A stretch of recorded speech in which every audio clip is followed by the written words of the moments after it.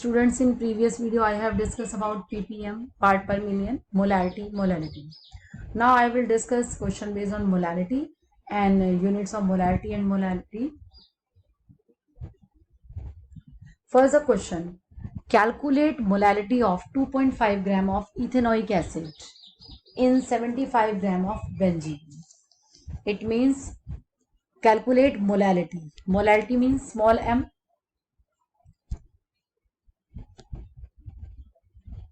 Wait. Molarity means small m की बात कर रहे हैं हम इसमें. तो गिवन क्या क्या है आपको? W B 2.5 gram, M B means molar mass of ethanoic acid is 60. Calculate कर लो इसको, पूरा 60 आएगा इसका. Third W A. अब डब्ल्यू बी आपका जो है 25 gram ethanoic acid in 75 gram of benzene means 75 gram of benzene क्या हो गया? सॉल्वेंट. तो यहाँ आ गया 75 gram. And the formula of molality equal to n, यानी number of moles of solute upon में mass of solvent in KG. Weight of solvent in KG. आप you can write weight of solvent in kg. Number of moles WB upon MB और volume weight of solvent in KG. Weight of solvent in KG means क्या था आपका? WA किसमें? KG में. If we take in gram, यहाँ पर आपको gram में गिवन है, तो WB अपॉन MB इंटू WA कितना आपका? 75 ग्राम में है, तो डिवाइडेड बाय 1000. अब value, put the value 2.5 upon 60 into 75 और यहाँ पे 1000. तो आप इसकी कैलकुलेशन कर लोगे इजीली. ठीक है. तो 0 पॉइंट आपका निकल आएगा इसमें 0.556 मोलल आ जाएगा. अब द यूनिट्स ऑफ मोलैरिटी और मोलैलिटी दोनों में आपको मालूम पड़ गया कि मोलैरिटी क्या चीज थी. मोलैरिटी में आपका आता है गिवन मास में कैसे कैलकुलेट करके चलते हो मोलैरिटी को, आप किस उसमें लेके चलते हो, तो यहीं पे डिस्कस करते हैं. Molarity, there is the molality. ठीक है. मोलैरिटी में आपका था मोलर, यानी यूनिट्स आप लेके चलते हो. This the molarity is equal to क्या आएगा आपका? Number of moles of solute upon volume of solution in litre. यही था ना, number of moles of solute और यहाँ पर volume of solution in litre की बात करी थी हमने. और मोलैलिटी में आपकी टर्म यूज हुई थी same, number of moles of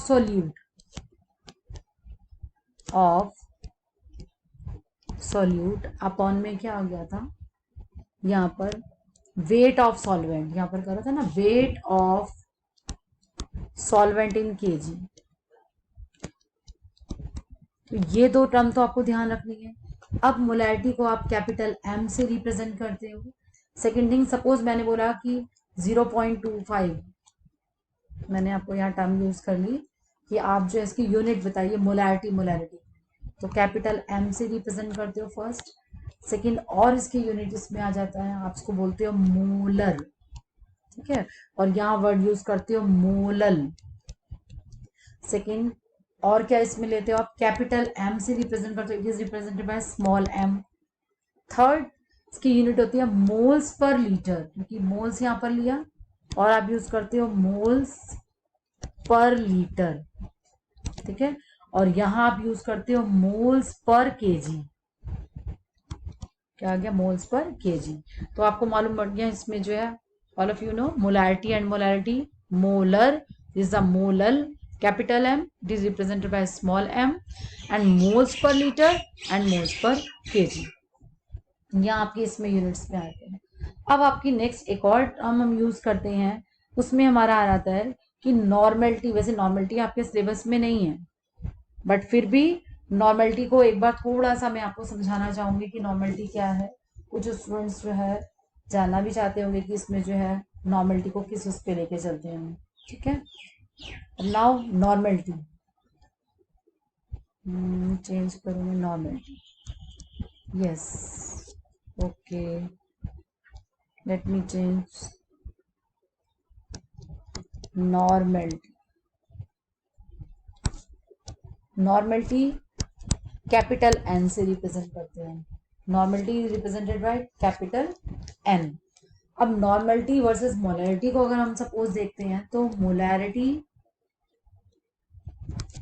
और यहां हमने लिया नॉर्मेलिटी, ठीक है। मोलैरिटी, तो मोलैरिटी मीन्स आपका था number of moles of solute,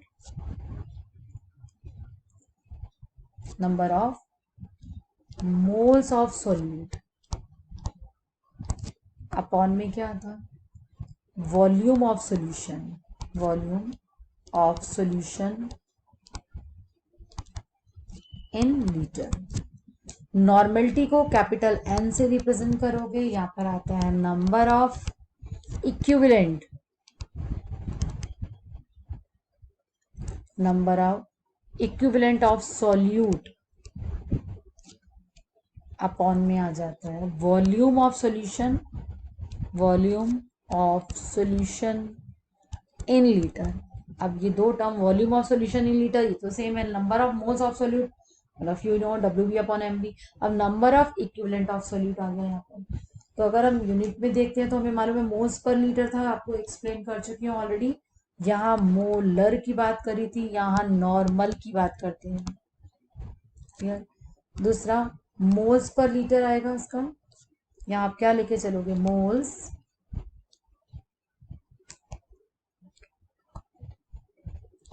moles per litre में। और यहाँ पर जो टर्म आप यूज करोगे इक्विवेलेंट है, यहाँ पर दिया हुआ है, तो मीन्स क्या आ जाएगा इक्विवेलेंट पर लीटर, ठीक है ना, या मोलर या नॉर्मल मोल्स पर लीटर में। अब नॉर्मेलिटी होती क्या है आपकी, नॉर्मेलिटी इज इक्वल टू होता है, normality means M molarity into N F, N F means N factor, N F means N factor. अब what is the N factor, suppose आपको थोड़ा आइडिया दे देती हूँ HCl के लिए। HCl in HCl gives how many H ion, or you can say H2SO4, H2SO4 gives how many H ion, or HNO3 gives how many H ion, or H3PO4 gives how many H ion. So in HCl gives 1 H ion, यहाँ पर H ion कितना होगा 1, there is the H ion 2 H ion यानी 2, और यहाँ पर H ion is also 1, H ion यहाँ पर कितने होंगे 3, clear. This is the N factor for acids. Acids के लिए क्या होता है कि how many H ions they give, कितने H ion देते हैं। और सपोज बेस होता, ये तो हमने एसिड्स के लिए लिया, और बेस के लिए हम क्या निकालते हैं, बेस के लिए OH ion। तो हाउ मेनी OH ion यानी NaOH gives how many OH ion, तो suppose we take NaOH, NaOH gives how many OH ion, OH ion कितने हैं इसमें 1। और suppose you take magnesium hydroxide और you take calcium hydroxide, how many OH ion 2 OH ion। In aluminium hydroxide how many OH ion 3 OH ion। तो base in the case of base में N factor कैसे find out करते हो, in the based on the OH ion, और N factor in acids में H ion के base पर करते हो कि कितने जो है इसमें H ion दिए हुए हैं, ठीक है। तो means molarity into N factor. अब किसकी भी कितनी मोलैरिटी दे रखी हो और एन फैक्टर कितना हो उसके अकॉर्डिंग आप फाइंड आउट कर सकते हो, तो नॉर्मेलिटी निकालने का फॉर्मूला हो जाता है आपके पास, क्लियर। तो यहाँ तक स्टूडेंट्स आपको जो है जितनी भी कंसंट्रेशन टर्म्स थी सारी की सारी कंसंट्रेशन टर्म्स हमने जो है इसमें आपकी स्टडी करी हैं। क्या क्या आपकी कंसंट्रेशन टर्म आती है। फर्स्ट हमने मास परसेंटेज को डिस्कस किया था कि मास परसेंटेज, देन वॉल्यूम ने लिया था ना। फर्स्ट मास परसेंटेज हो गया था, हमने क्या क्या स्टडी किया था, मास परसेंटेज, ठीक है। Then volume, volume percentage. Third हमने किया PPM, part per million. Fourth molarity, फिर नॉर्मल, इसमें मोलैलिटी और नॉर्मलिटी, नॉर्मलिटी, ठीक है।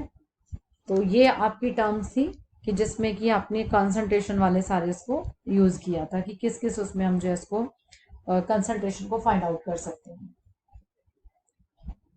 स्टूडेंट्स, अगर कुछ स्टूडेंट को डाउट भी हो तो एक बार मैं नॉर्मलिटी का भी आपको जो है थोड़ा सा एक क्वेश्चन वैसे करके बता देती हूँ। सपोज आपको यहीं पे ही करती हूँ मैं, ताकि आप इसको अच्छे से ध्यान रखें नॉर्मलिटी को भी, क्योंकि सीबीएसई में नहीं है बट फिर भी थोड़ा सा आपको आइडिया होना चाहिए।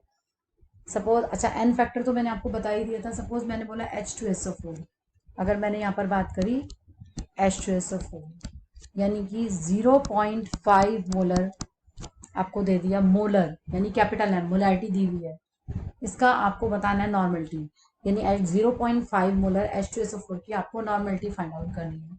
तो बिल्कुल सिंपल है, मोलैरिटी इज इक्वल टू क्या है आपके लिए, मोलैरिटी इज इक्वल टू,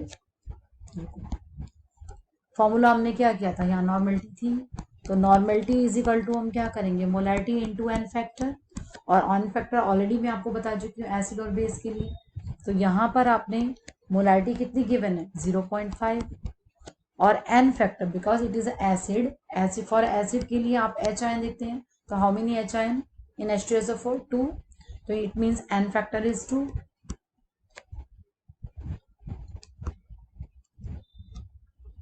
था ना, एन फैक्टर इज 2, तो नॉर्मलिटी कितनी आ गई, 1n। इट मीन्स अगर आपको नॉर्मलिटी फाइंड आउट करनी होती है तो आप उसके अकॉर्डिंग कर लेंगे, मोलैरिटी फाइंड आउट करनी है तो वैसे निकाल लेंगे, आपको गिवन होगी इसमें, क्लियर। तो यहाँ पर आके आपका जो है नॉर्मलिटी वाला क्लियर हो जाता है कंप्लीट।